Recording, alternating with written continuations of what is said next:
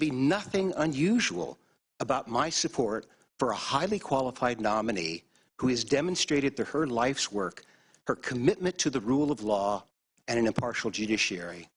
My former colleagues in the federal judiciary, Michael Ludig, Michael Chertoff, David Levy, and Andrew Guilford, each appointed by Republican presidents, and all highly respected judicial conservatives, have also voiced their strong support for Judge Jackson's confirmation. There was a time not so long ago when bipartisan support of the president's nomination of a highly qualified jurist was regular order. Antonin Scalia was confirmed by the Senate 98-0. Ruth Bader Ginsburg by a vote of 96-3. The rule of law is a fragile possibility in the best of times. Today, it is literally under attack in Ukraine and is threatened around the world and in our own country by autocrats and their sympathizers who give lip service to the rule of law but then work to undermine it at every turn. As Justice Scalia taught us so well for so long, an indispensable feature of the republic the Constitution created is an independent judiciary of judges who have taken an oath not to a president or a party, but to the American people and to God, that they will be impartial. Judge Ketanji Jackson Brown has demonstrated her unwavering commitment to that oath. I applaud this exceptional nomination, which I encourage the Senate to confirm. Thank you. Thank you, Judge. Professor Lisa Fairfax. Chairman Durbin, Ranking Member Grassley, and members of the Senate Judiciary, my name is Lisa Fairfax. I am a presidential professor of law at the University of Pennsylvania School of Law and co-director of its Institute for Law and Economics. Prior to my academic career, I worked at corporate and securities law at a large law firm. But before that, I was roommate and a very dear friend at Harvard College and Harvard Law School of Judge Ketanji Brown Jackson, who I am so very honored to introduce to you today and to the American people. Ketanji and I met during our first days of college nearly 35 years ago. Those first moments when you wonder if you belong. She's the friend that made sure we all did. A woman of deep faith in God and unyielding love for family, Ketanji defines friendship. She's the friend you're immediately drawn to for their outgoing and friendly nature. As our circle of friends grew, she's the one who became the rock for us all. Even though we are the same age, she is the role model who makes you believe in what she said. You can do it, and here's how. And she showed us how, by the power of her example of hard work, preparation, and excellence that transforms the seemingly impossible into the achievable. Together, we poured our souls into our studies, graduating college with honors and then doing it all over again when we enrolled and graduated law school with honors. We became sisters and saw each other's families as our own. We both met our husbands when we were students, and we were there for each other as we walked down the aisle, started our legal careers, and eventually our lives as working mothers. My husband, Roger Fairfax, now Dean of American University's Washington College of Law, has described Ketanji's impeccable credentials that's distinguished her at every level of her professional career. He also knows her as one of our children's most favorite people in the world. Our college roommate, Nina Simmons, a top corporate lawyer, has described Ketanji's unwavering work ethic. She puts her head down and gets it done, even and perhaps especially when no one is watching. Our other college roommate, Antoinette Coakley, a distinguished business law professor, has described Ketanji as a coalition builder. We knew early on that she could be anything she chose to be, but also that she seemed destined to be a judge because of her ability to see all sides and render fair and level-headed decisions. But our tight-knit group of girlfriends also knows that there's so much more to Ketanji beyond her brilliant mind.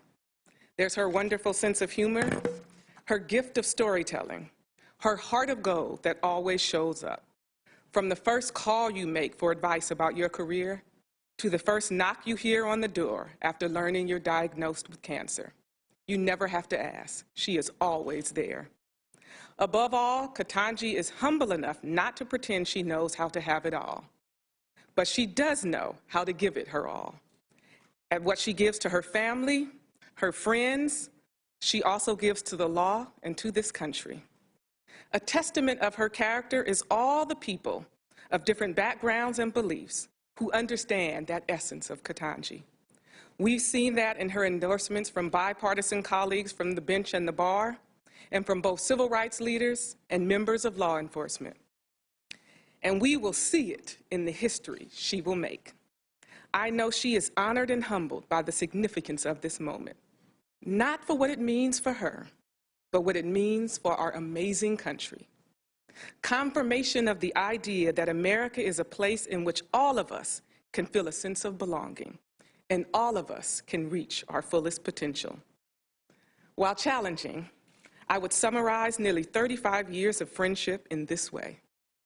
By highlighting Ketanji's faith in God and country, her intellectual brilliance, her goodness and grace, and a work ethic that makes her perfectly suited for the serious task of serving on the Supreme Court.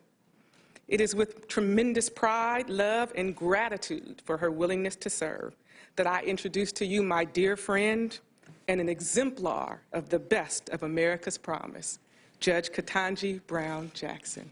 Thank you. Thank you both. Professor Fairfax and Judge Griffith, I'm sure that Judge Jackson and her family deeply appreciate your being here today and your kind words. I want to add to the list of introducers, the man sitting behind you, Senator Doug Jones, who has introduced Judge Jackson to many of us, not for the first time, maybe reintroduced it. But Doug, thank you for serving in this cause and for helping the President and Judge Jackson. Thank you all three for being with us today. We are now going to move to the next phase of the program, and that is to hear from Judge Jackson. So if we could set up the table.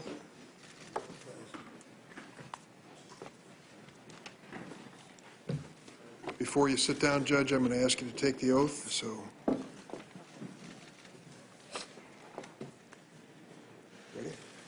Please raise your right hand. Do you affirm that the testimony you're about to give before the committee will be the truth, the whole truth, and nothing but the truth, so help you God? I do. Let the record reflect that the judge has answered in the affirmative, and having met that requirement, you may now proceed with your remarks.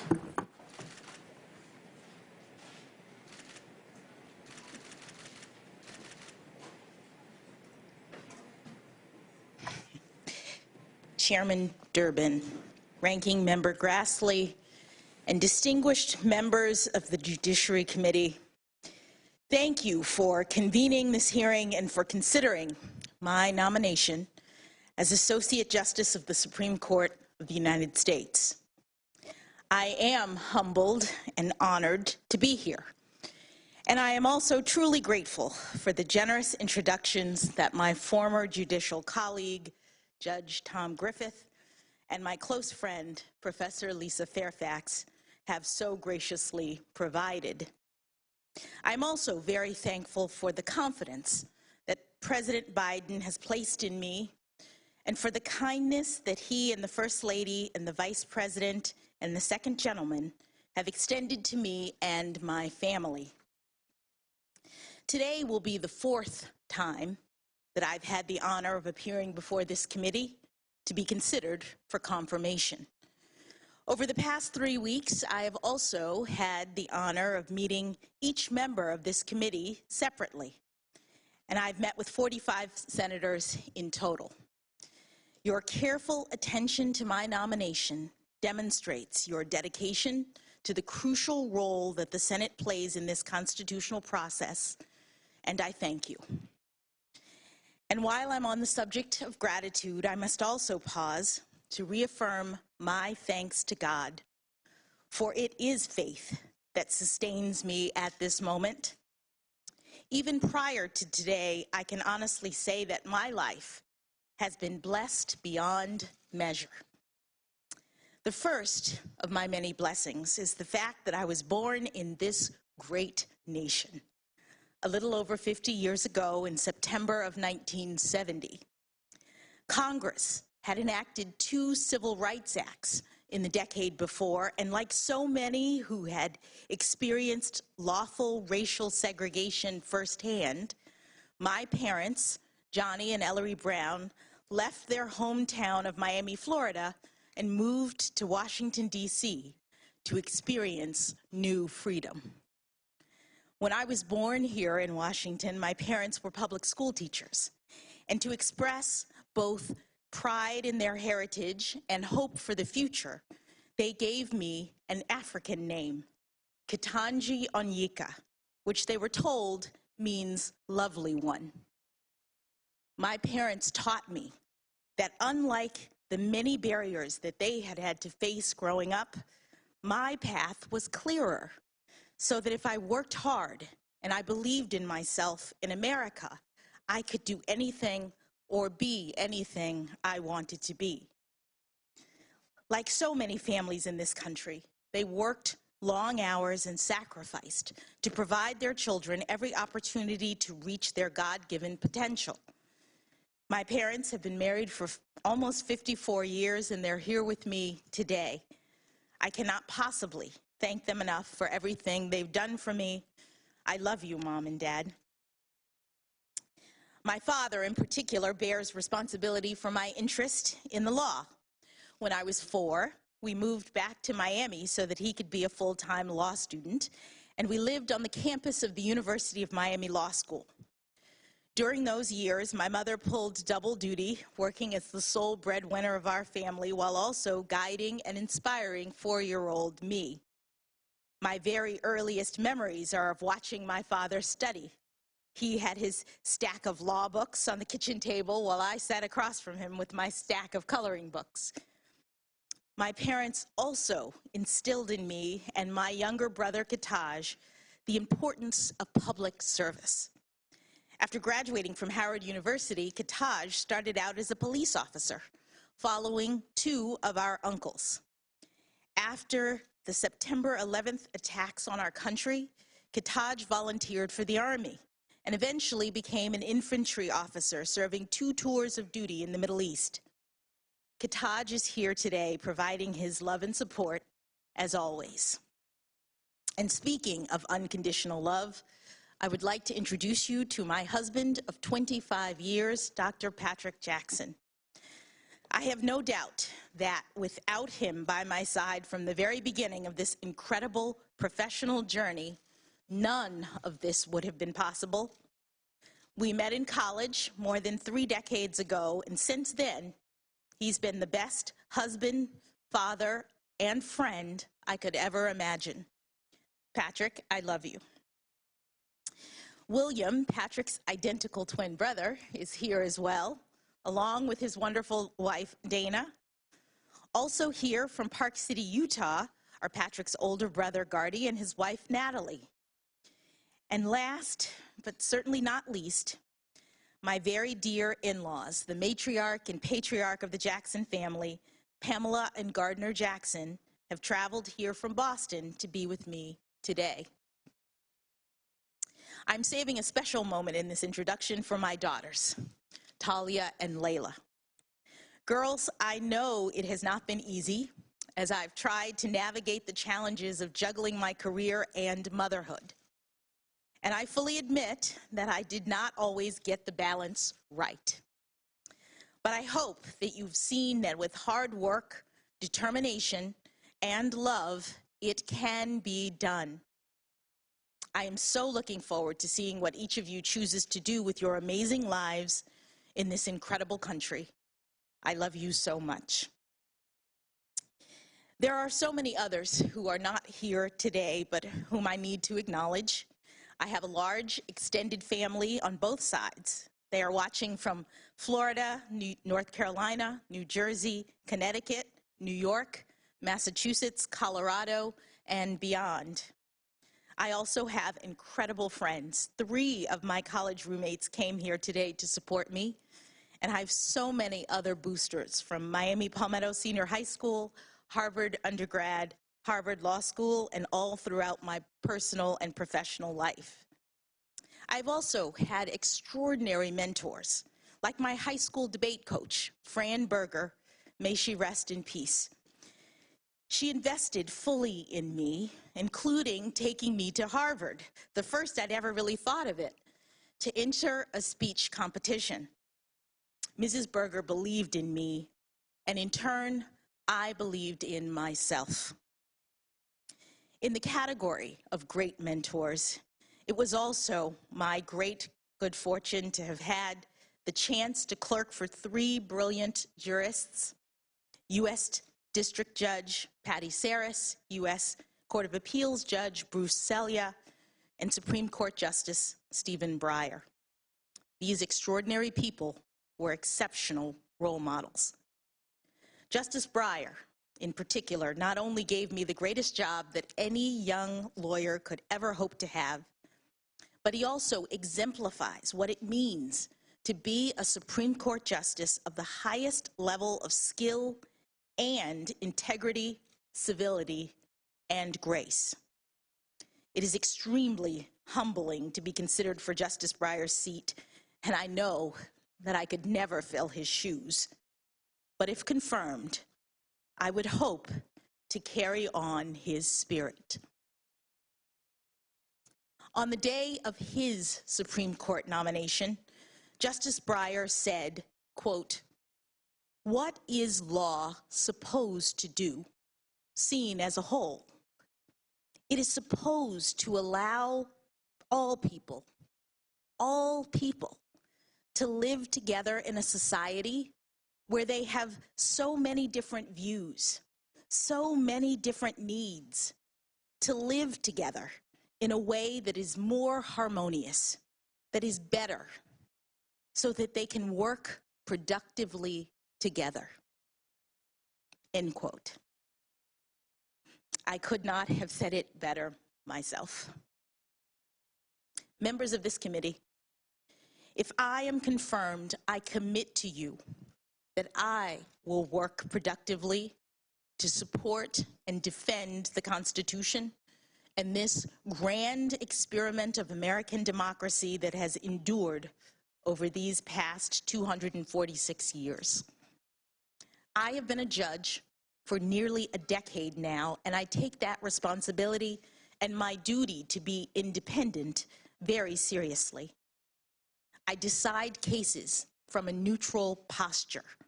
I evaluate the facts, and I interpret and apply the law to the facts of the case before me without fear or favor, consistent with my judicial oath.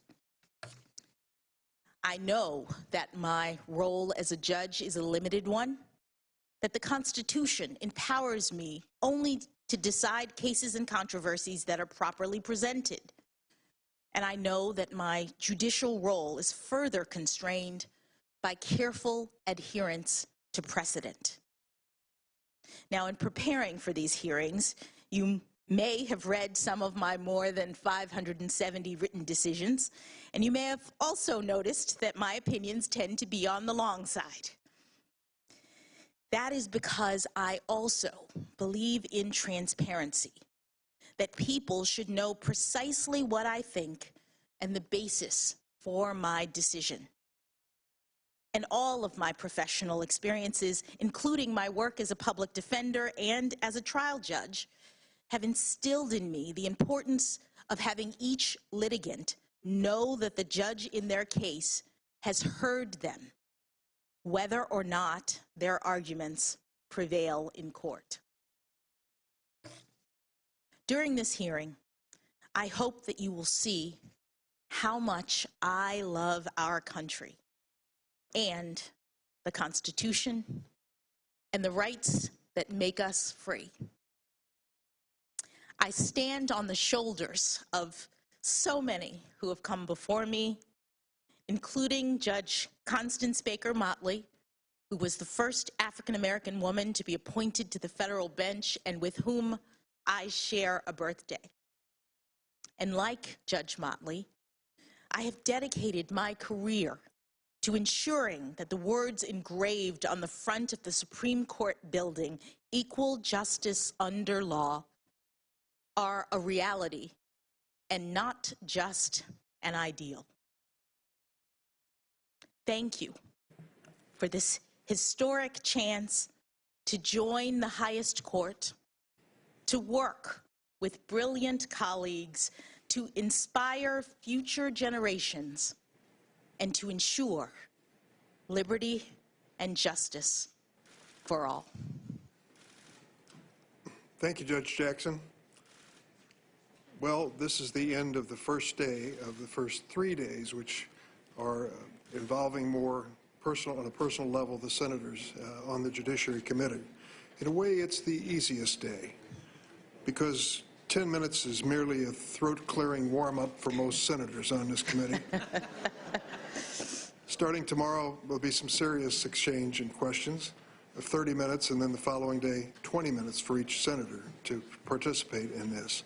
We're looking forward to this opportunity to finally really give you a fulsome opportunity to respond to many of the things that you've heard and to answer direct questions. Members have until Thursday at 5 p.m. to submit questions for the record. We're going to reconvene tomorrow morning at 9 a.m. to begin the 30-minute rounds of questions. We thank all the participants and members of our audience for keeping this dignified, respectful, and civilized, and we hope to continue that tradition tomorrow. With this, the committee stands adjourned.